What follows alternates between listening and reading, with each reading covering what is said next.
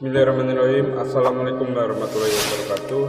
Pemirsa yang dirahmati Allah, marilah kita simak ceramah dari Ustadz Hanan At-Taqi dengan tema Merubah benci menjadi cinta.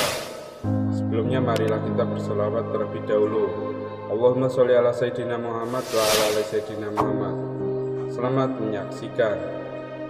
Akhlak Nabi itu bisa buat orang yang benci sama beliau jadi jatuh hati kepada beliau. Kalau kita udah jatuh hati jadi benci. Kebalik. Nabi orang yang marah kepada beliau jadi jatuh cinta. Kita hampir jatuh cinta jadi marah. Kebalik nih akhlaknya. Berarti kita harus belajar banyak nih dari Rasulullah tentang akhlak. Beliau tuh bisa bikin seorang perempuan yang suaminya baru terbunuh, ayahnya terbunuh, pamannya terbunuh, saudaranya terbunuh dalam perang Khaybar. Yang dia bilang orang yang paling saya benci di muka bumi adalah Muhammad. Terus tiba-tiba yang namanya Muhammad datang menghampirinya di dalam tendanya, ditemani oleh beberapa orang sahabat. Lalu kisah itu diriwayatkan, Nabi datang dengan raut wajah yang penuh empati. Dengan raut wajah yang penuh empati. Bukan raut wajah orang yang sebagai pemenang perang. Kan Nabi menang perang waktu itu. Sebagai seorang tuan, bukan. Yang empati. Yang kayak sahabat banget gitu. Datang Nabi duduk di sebelah Sofia. Sofia diam aja, marah banget. Cuma dia gak bisa ngapa-ngapain karena dia berstatus tawanan perang. Mau gimana coba? Mau dia tusuk? Gak bisa, dia sendiri. Dan dia takut bahwa dia akan diperlakukan seperti umumnya orang memperlakukan tawanan perang. Karena dia belum paham, belum kenal Rasulullah.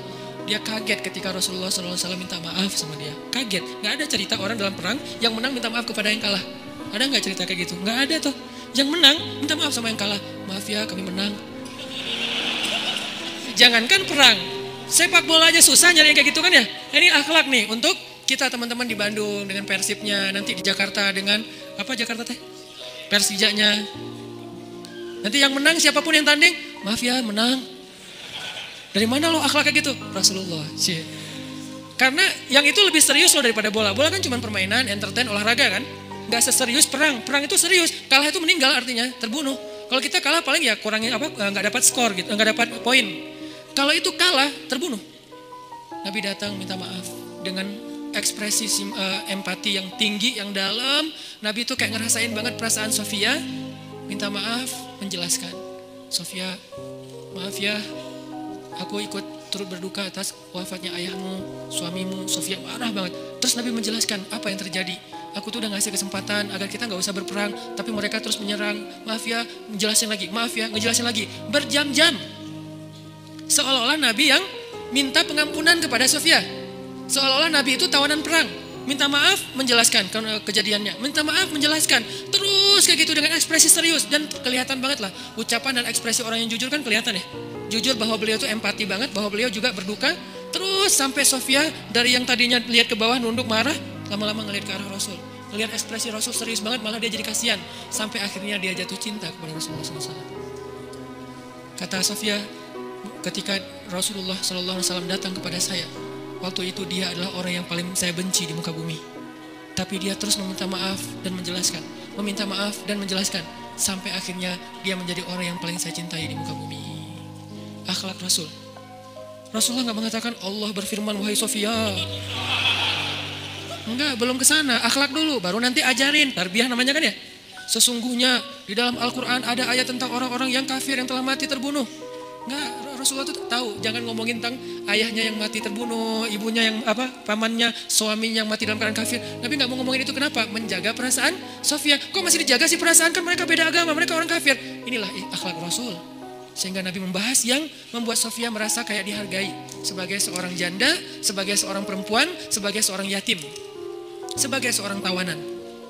Sehingga dia takjub dengan akhlak Nabi. Akhirnya dia cerita, ya Rasulullah, belum beriman udah manggil, ya Rasulullah, saya pernah bermimpi bahwa dalam mimpi saya melihat ada rembulan di atas kota Madinah lalu jatuh ke pangkuan saya. Jibril turun bilang ke Rasulullah, apa maksud dari mimpi itu? Tahu gak Rasulullah apa maksud mimpi? Apa Jibril? Maksudnya rembulan itu kamu, maksudnya dia akan jadi istri kamu di dunia dan akhirat. Rasulullah langsung, aduh gimana ya?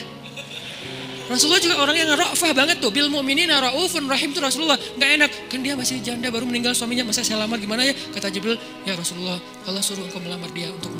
Menjadi istrimu di dunia dan di akhirat. Rasulullah dengan gak enak hati mengatakan, Sofia, aku ingin melamar kamu. Sofia, gimana ya? Itu mah cewek ya. Saya mencoba untuk menghayati kisah ini dari angle cewek elegan ya. Bukan cewek biasa, oh boleh gak apa-apa sih, gue sih enggak. Cewek elegan. Cewek elegan, cewek terhormat, cewek yang soleha walaupun belum beriman. Pasti dia gak akan bilang, Alhamdulillah, Masya Allah, A-nya panjang gitu kan ya. Terus pakai emoticon berderai-derai, enggak. Dia terhormat. Dia akhirnya, saya terserah gimana baiknya aja. Menikahlah Nabi dengan Sofia. Modalnya apa? Akhlak. Bukan mahar yang besar, bukan akun sosial media followersnya paling banyak, bukan eksistensi, bukan gaya-gayaan, bukan datang bawa mobil mewah, datang bawa akhlak. Ini kayaknya modal kita belajar juga nih, gimana cara ngelamar calon istri, akhlak.